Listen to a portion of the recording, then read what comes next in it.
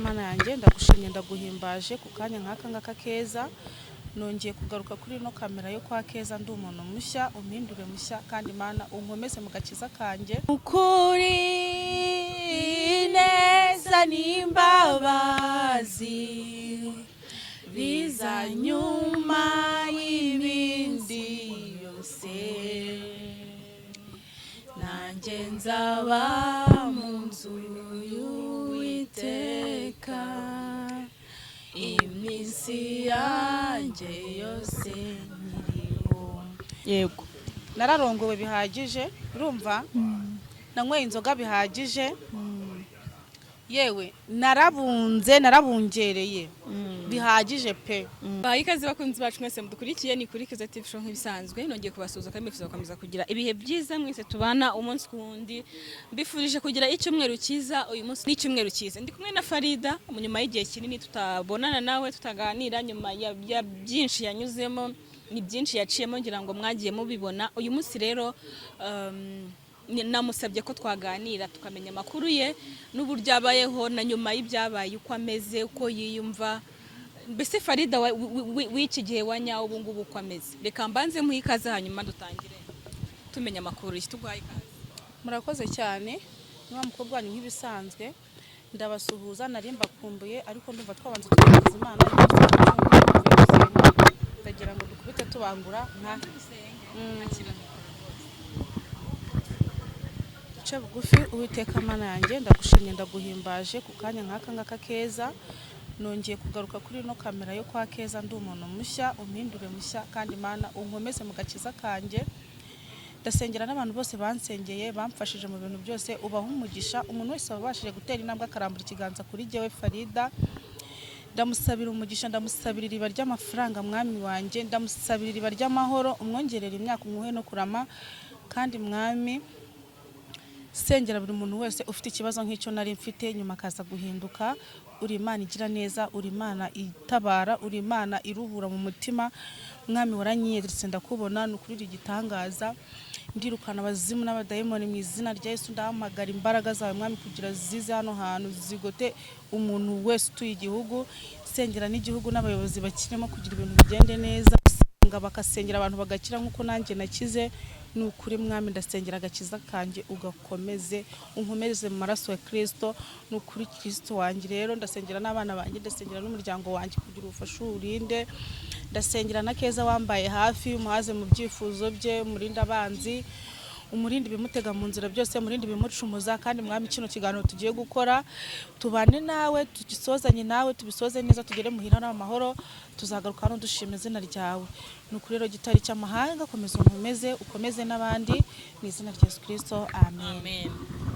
Farida wa mugani uje uri mushyashya uvuye gusenga mvuye gusenga urabona afite isezerano rishya sinzi niba shimye yarizuminga kuko nanjye nabaye mushya kamera manyerekera abantu sigaye ugendana ni Bibiliya mfite Bibiliya impamvu nagendana Bibiliya gendana yino isezerano rishya nuko nanjye ndi mushyashya nawe uri mushyashya nifuza ko twatangira turirimba akaririmba agakorasi bita nukuri sinzi niba wamfasha cyangwa se nakaririmba turagendana nukuri neza n'imbabazi biza nyuma y'ibindi yose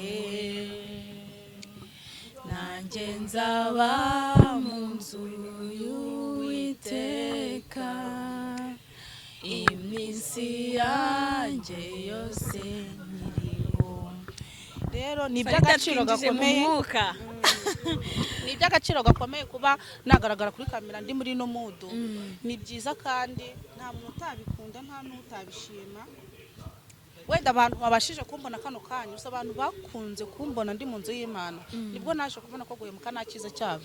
Farida ihangane gato yanguce mu ijambo kuko wa mugani wawe uje uri mushyashya ni uradutunguye nanjye urantunguye n'abandatekereza n'abari kukureba nabo batunguwe urumva uvuye gusenga ni byiza uri kugendana Bibiliya ni byiza uradusengeye usize agakorasi mu byumvikana nta gukiri Farida wa mbere kuva ryari Farida asigaye ajya gusenga asigaye yubaha Imana asigaye yumva ijambo ry'Imana nyine amagambo uri kuvuga birumvikana ko nyine utakiri Farida wundi wa mbere. Byatangiye ryari ko njyewe bidasanzwe?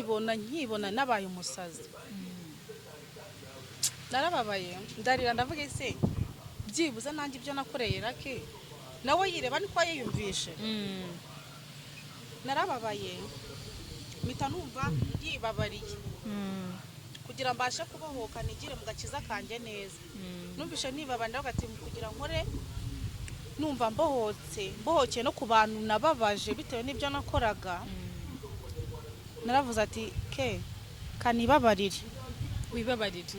Urumva twatandukanye na mama wawe ukimara gukira ari kuvuga ko agiye kujyana gusenga, ukajya mu bintu byo gusenga, akakwigisha gusenga, ukazajya no kwigira umubatizo, ukazanabatizwa mu mazi menshi. Ariko we yabitubwiraga ariko natekereza Farida wowe nyine uburyo bumeze nkavuga ni Farida ntago azabyumva. Byaturutse kuba mama wawe ari wowe wabikubwiye guhinduke, cyangwa nyuma yo gukira nawe waricaye ureba koko kari cyo gihe cyo kugira ngo ufate indi nzira, uhindura inzira? Ahanini ntago mama ni umubyeyi, agomba gukora nk'ibyo umubyeyi wese akorera umwana we, sibyo? Mama we yakoze icyo agombaga gukora. Ubwo njyewe nyuma y'ibyo nabo naravuze ati imvune mama agize, imvune Keza agize, imvune n'abandi bantu bagize nyuma ya kamera, ibyo abantu batabonye. Kuko urabizi ko navuye kuri kamera nsa nk'uwakize nyuma bigasa nk'ibishaka kuzamba, bisaba amasengesho akomeye, nawe warahabaye urabizi. Yego. Naricaye ndareba ndavuga ati nta cyiza cyo guhemuka. Nta cyiza cyo guhemuka. Gusa icyo navuga cyo Imana yansigiye ubuhamya, cyangwa iminsi yansigiye ubuhamya bwo gusangiza abantu. Tuzaganira byinshi, muzabona byinshi. Yego. Kuko buriya iyo umuntu atize ntanamenye. Nje rero narize, narindi mu ishuri. Buriya no gucura umuntu urubanza rimwe hari igihe biba byiza kugira akanguke. Nubwo nje banciraga urubanza nkabirenza amaso, ariko nge narabibonaga ko bambwira ukora ko sinumve. Hanyuma kugeza ubu ngubu kubyerekeranye no kwiga warabikomeje cyangwa kwigira umubatizo nyine nko mama yatubwiraga ngo urumva mama wawe yarakijijwe, ariko wowe kubera ko utari ukijijwe nyine ntago wigeze ujya mu byo kubatizwa, ariko yari yaratubwiye ko nyuma azakubwira ukajya no kwigira umubatizo. Byo wabitekereje? Ndashaka kubanza nkiga neza nkamenya na Bibiliya, kandi nansaba n'inkunga y'abantu basenga rwose. Mana yanjye mwirengagize Farida wabababaje igihe kinini. Nyine inkunga y'amasengesho, Imana inkomeze muri bino bintu, ntange ntazaba wa murokore ukurikira ibyisa, ahubwo nzabe wa muntu byibuze ufasha abantu, ukuramo ibitekerezo babandi nyine babakurikiye ibyisi babeshya abantu. Ubu ngubu ugiye kumara nk'ukwezi cyangwa amezi 2 ukijijwe, wenda niba ntibeshye. Ndumva nta gihe kinini kirashira kuva natangira. Yego, numva nta gihe kinini uramara ugereranyije n'ubuzima ubayemo muri iki gihe kuva watangira kwinjira nyine muri iyo nzira yo gukizwa. Ndaryohewe. Ni ikihe kintu ubona cyiza kirimo waba waracitswe n'ubuzima wiberagamo? Bwa buzima wiberagamo winywera byeri, wisindira, wigira mu kabari, wiryohereza n'inshuti zawe, hanyuma n'ubuzima urimo kano kanya butandukanye n'ubwo wari urimo. Ikintu ubona wacitswe muri hanuri, muri ibi bihurimo nyine muri aha ngaho uri, ni igiki? Gusoma Bibiliya no kuryama nsenze birandyohera. Gusoma Bibiliya uzi iyo umaze kurya. Mbere ntabwo bikaga gusenga, waba wanyweye icupa ntabwo byakunda. Waba witsindiye wibereye n'umugabo mwibereye mu byo mwiberamo, ukamwe uzibika gufata Bibiliya musome, uzibika gufata isezerano rishya musome, uzibika kuvuga ngo mfashe umwanya wo kwitekerezaho nk'umwana w'umukobwa, mfukame haransengere n'ikibazo byibuze mfite. Ntabwo wabyibuka? Ntabwo nabyibukaga. Gusa ubu ngubu yego wenda ntabwo navuga ngo kunywa inzoga, ntabwo ngiye nzaza ncira abantu urubanza ngo umuntu unywa inzoga abagiye gukora icyaha. Njye rumva nkwaga inzoga nkakora n'ibindi byaha. Ibintu byose byagendanaga n'inzoga wajyanaga nabyo. Noneho byari bigeze kuri revo ngifata itabi bitewe n'igikundi nagendanaga nacyo. N'itabi wararinywaga? Njye nshima n'Imana ko nabayeho umusazi, kuko iyo naba umusazi ntabwo nari buzigere mpinduka na gato. Ntabwo wari gukanguka? Ni ubuhe buzima cyangwa ni ikihe kintu wicuza muri buriya buzima wari ubayemo? ikintu wakoze muri kiriya gihe wumva wicuza nk'umukristo wakijijwe ukavuga ati ikintu nicuza kandi n'Imana ndabizi nayisabye imbabazi zambabarira lakini naramubabaje ku rwego ako nanjye naramukundaga pe naramubabaje kubera urukundo undi muntu papa wase wenda ntago namusaba imbabazi ko namukiye ni mama wase kuko hahombye mama wase papa wase we abagabo namwe muri yizi so kubacira urubanza akadefu n'akageso mwigirira yego nukuvuga niba nasenya urugo rw'umuntu nkafata ubuzima bw'umwana w'umusore nkabwangiriza nkafata n'ubuzima bw'uriya mwana w'umukobwa nkabwica aragiye gukora mariage agumurenge ugapfa ibintu byose bikazambaye hejuru yanjye cyokoze Imana ijye mubarira nukuvuga nabo umuntu nari nsigaranye muri jeyo ariko byibuze ndashima Imana yongeye kumbyukiriza ubumuntu ikongera ikanyereka ko kubaho bibaho no kubana bibaho ubundi kiragiye numvaga ko ngomba kuba jewe njyenyine muri byanjye jyenyine nta wundi muntu bijamo ariko ubu ngubu mfite ingabo zingaragiye ariyo bita isezerano bikurinda amen. Ndizera hari abantu benshi ndakeka mutunguwe mukibona Farida ameze gutya ariko dutungurwa ariko tunishima tunashima Imana kuko buriya hari ubuzima umuntu abamo nawe ubwawe wenda ibyo akora ntubikunde ntibikunyura ariko yagira ubundi buzima ajyamo dushima Imana nyine kuba yaramubatuye kano kanya akaba ari hano avuga neza atanyweye nta hangova atasinze ameze neza afite nyine ari kuvuga ikintu yatekerejeho tubishimira Imana buriya hari n'igihe Farida hari igihe Imana ikunyuza mu kintu gikomeye nka kiriya kugira ngo uzabone nawe ubuhamya bwo kuzavuga. Hari ijambo mama yavuze arimo aranse basoje gusenga yaravuze ati ibi byose bimubayeho avuga ukuntu yajyaga njyana mu rusengero uziko mama yajyaga njyana mu rusengero ibintu yavuze twajyaga tujyana mu rusengero biracyandonda ariko bizaza akanjyana mu rusengero nagera nkajya numva amajwi y'abagabo ambwira ngo uri hehe kutaza y'abagabo ambwira ngo uri hehe kutaza ku butumwa byeri none uzi umugabo wambwiraga byeri cyakambwira akabenzi Yesu we narirukaga byari n'akabenzi ibyo bintu wakundaga wajyaga gusenga kugira ngo ukurikirane ijambo ry'Imana bari kwigisha aho kumva abagabo bari kuguhamagara atari n'abagore. Mama twarabishwana inshuro nyinshi mama aragerageza ashaka Imana kugira umubyeyi ni byiza mu buzima kugira umubyeyi ni byiza abantu mufite ababyeyi mujye mububa amajwi ntago kiyumva wayumva ufite ino ngabo wayumva nsigaye nzikuzamurijwe nkasenga ngahamagara yera nkayibwira ati Mana nkeneye kuba mushya nkeneye kuba rirasezerano rishya rigomba kunyuzura mu mutima wanjye no mu bwonko nkaba umuntu mushya nkaba umukobwa mwiza mbese nk'abantu ciye bugufi mu mutima nkeneye inkunga y'amasengesho yanyu nkeneye inkunga y'amasengesho keza ikintu nshaka kugusaba mbabare nza gushyiraho nimero hari abantu benshi wenda badafite nimero yanjye ariko badukurikirana umunsi ku wundi sibyo niba ntacyo biri bwice bazampamagara nta kibazo abakeneye ko dusengana abangira inama nta kibazo uze kuyibabwira mfite groupe nsigaye mbamo isenga saa 12 umuntu wese wakenera buri munsi se buri nimugoroba saa 12 hanyuma nta buzima ujya ukumbura mu gihe umaze ukishijwe nta buzima bwo hanze ujya ukumbura ngo uvuge uti wicara uvuge uti ndakishijwe yego ariko ndumva nkumbuye bwa buzima ndumva nkumbuye kanaka twabaga turi kumwe gutya ngo wicare wumva agatima kararihareshye nk'ubu ngubu ushobora kuba uvuye gusenga wenda ugiye kujya mu rugo ufashemo mu turimo two mu rugo nyine nta zindi gahunda zindi ukigira nk'uko mbere wabyukaga ukigira mu tubari niba ari he ukajyayo winywera waryoheje nta buzima ujya ukumbura bwa buzima uvuga uti ndumva nkumbuye kwicarana na kanaka twasangiraga ndumva nkumbuye kujya hano nyine oya Imana yabimpanaguyemo nta ibintu byo kuvuga ngo iraha ngiye kuvuga ikintu ni ubwana wenda akava gusina hindutse yego nararongowe bihagije urumva nanyweye inzoga bihagije yewe narabungereye bihagije pe ubu iki nicyo gihe cyo kugira ngo nicarane na Kristo mu biruhande nibeshye nerera abantu imbuto nshyashya babone Farida wa mbere n'ubu ngubu babone ko hari cyahindutse nukuri pe nkeneye kuba umukobwa mwiza w'intangarugero kandi ndabizi ko bino bintu muzajya mumbona ahantu henshi hatandukanye cyangwa se kwa Keza. Hari abantu bashobora kukubona gutyo bakavuga ati Farida niki cyatwemeza koko ko yabaye uwari we nyine uri kutubwira. Ufite Bibiliya wadusomera niba hari umurongo wabuzi cyangwa se mfite umurongo wandyoheye ujye gushimisha mfite umurongo wandyoheye wadusomera ku ijambo ry'Imana hanyuma tukumva ko mfite umurongo wandyohera hano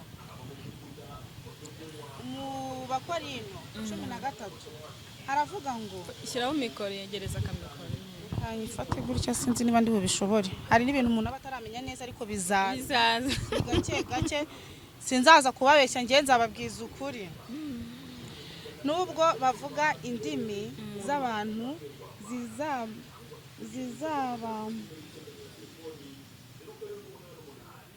nubwo bavuga indimi z'abamarayika ariko sinzi ukuntu urukundo mba mu mbabare kuri kamera gusoma bigiye kunana uko nabizi. Wari somo kubibasha nta kibazo. Bihangane abantu basoma mushobora kwajya ni kuri 13. Wowe ari somo kubishobora kugira ngo abantu baryumve nta kibazo. Ukuri basha ari some gutyo. Binananiye naguka nasoma ariko. Ubwo se wagize ngo binanire kuri kamera aho ndi nyine ntiyatayimo nibikigenda ku muntu. Ako sina nubwo bavuga indimi z'abantu z'abamarayika ariko singira urukundo mba mpindutse nk'umuringi uvuga. Sinzi wenda niba abantu bari kubyumva ko ndikumva ndi kubisoma nabi. Nubwo navuga indimi z'abantu hano kwari kuna namwe kabyarame z'abamarayika ariko sindi urukundo mba mpindutse nk'umuringa uvuga. Amen. Ukuvuga ngo mwabantu iri jambo ubundi ngewe nanariborotse urumva kuko nyine hari ukuntu bizagenda bizaza hari ukuntu tujya nko gusenga wenda nk'ahantu kamvuge kanu kanya nsigaye njya gusenga cyangwa se mura n'abantu benshi basenga ugahura n'umuntu akakumvisha uburyo ki agakiza kafasha umuntu. Ni byiza kubikubwira ariko iyo abikubwiye akakwereka iyo mbuto ko ari umuntu mwiza nyuma agaca ku ruhande akajya gukora ibintu bitajyanye n'amahame y'Imana. Icyo gihe uri gushaka kugusha wa wundi cyangwa se uri kumwohereza mu nzira z'ikinyoma zo kuza kubeshya abantu mu nzira zitarizo. Njewe rero Farida ntago nshaka kuza ndi uwo mukobwa uzaza ngo abereke ngo nakijijwe nafashe Bibiliya niteze ibitambara ngejo nindanyuza nsubira inyuma mwongere mumbone muri zangeso. Oya uhinduka uhindutse cyakubanya we n'abandi bazakwigireho. Imana ndashaka kwerera abantu benshi imbuto baba bambonye abatarambonye n'ukuri pe. Ni byiza kwegera Imana ubuzima butarimo Imana. Ndaryohewe murana ari umukobwa mwiza meze neza kwita umukobwa ndi umufiyemeri. Ubwo ndi kwita umukobwa ko ndi umukobwa nubishe banyita umukobwa wa Kristo. Nyine kubera ko aribwo ukibyinjiramo uracyari umukobwa nyine mu Mana uracyari muto mu by'Imana. Ubujyanye n'umubatizo uri kwiga uzabatizwa ryari? Ariko ndumva bajya biga amezi 3 sinzi cyangwa biterwa n'idini ahari biterwa naho umuntu asengera. Bari baduha amezi 2 yo kwiga kuko ngiye natangiye abandi baratangiye nzasibira kuko nashaka kubatizwa hari ibyo namenye kandi babigisha na Bibiliya. Ndatwigisha na Bibiliya urumva niba ndi ba kamera nsoma neza mwazi imbere kamera bikananira ari byo basha kunyine kwiroganiza neza mu mutwe. Bibaho iyo umuntu ari gutangira ibintu nko gufata umwana ukamwigisha kuvuga bigenda biza gake gake nanjye bizaza cyizere ndagifite. Uzadutumire nujya kubatizwa nzabakigera numenye igihe. Mu nshuti zawe mu bantu mwavuganaga yaba abantu bose bafite nimero zawe cyangwa ari abaguhamagara cyangwa ari abo mwasangiraga abantu bamenye ko wakijijwe utakiri muri bwa buzima babyakiriye gute? Hari ababyakiriye neza se? Hari abavuze bati se tubuze inshuti cyangwa tubuze umuntu waryoshyaga byeri cyane ko kiragiye abantu benshi nyine bagukundiraga ko ngo waryoshyaga ikintu bita byeri zigahumura. Mu nshuti zawe mubanye abantu bose baranyenze utarize kuvunika.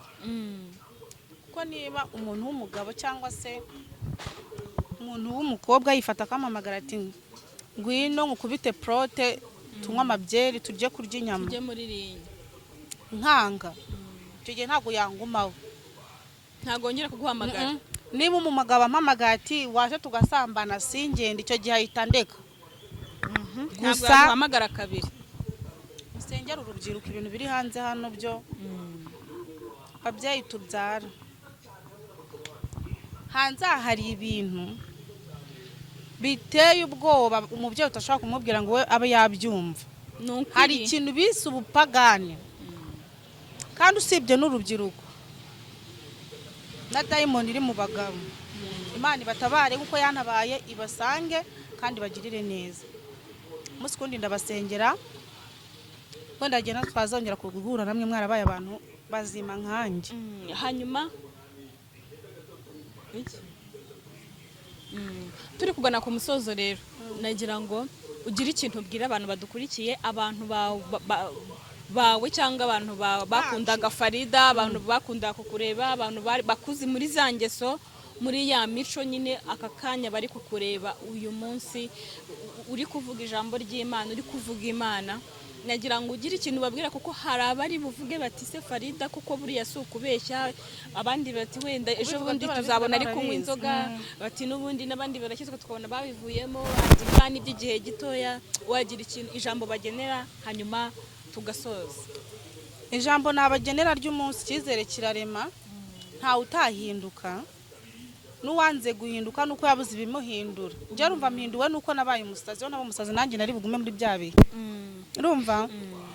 Ariko ikintu nabwira abantu rwose ibintu byo kuncira urubanza, wenda ndabizi murandika comment munduke, abandi muvuga ati komerezaho. Gusa icyo nababwira cyo nuko nahindutse kandi mbakunda, nateze kuzabatenguha. Ari icyo. Yego, urakoze cyane. Nago wenda ndi bukubaze byinshi, gusa icyo nakubwira nanjye komerezaho, uri mu nzira nziza, uri mu nzira itarimo igihombo, kuko nibutse ifoto wambaye pampa wikuruza ikibuno hasi, nkareba n'uyu munsi uburyo umeze n'uburyo uri kuvuga ijambo ry'Imana, nta kindi navuga uretse gushima Imana. Nabonye ko mfite inshuti nabonye ko mfite inshuti. Hari abantu muzi mwese ko mwakuye nimero kwa Keza mwampamagaye, abantu baranyandikiye. Ubundi numvaga ndibuze gusoma ama message bagiye banyandikira, ariko si cyo gihe nzabanza mbabaze mbasaba uburenganzira. Abantu barababaye, abantu baransengeye ku ma voice note ndayafite, bambwira ati Imana yanjye noneho ibintu biranze, byibuze nukira Imana izagufashe, ibintu nk'ibyo. Ubwo rero iriya foto nge ntijye mva mu mutwe, ariko kubera Imana byose byararangiye. Reka dusoreze hano, Farida tumureke yikomereze gahunda ze, tumureke gukomereza ujye mu rugo, ujye mu mirimo. Ubwo tuzasubira tuniragiza Imana turinde tugire nabyo amahoro. Uwiteka ndagushimiye ko wabanye natwe muri kino kiganiro, ndagushimiye ko wabashije ko tukivuga neza kikarangira neza, waduhaye imbaraga n'uwo mwuka. Kigaragara cyo nuko marayika wamwohereje abanye natwe. Nukuri abantu bazareba kino kiganiro uzabaho umugisha, uzabafashe. Ndagusabye, ndakwinginze rwose unkomereza agakiza nicyo kintu cya mbere nsengera. Ni ukuri gitari cy'amahanga, nkeneye gukomeza nkaba umukobwa wa Kristo. Dusoza rero dutaha, Mwami turinde, urinde n'abakeza bagere mu rugo amahoro, dusanga ibyo twasize mu rugo ari bizima. Ni ukuri komeza ubane natwe mu izina rya Yesu Kristo.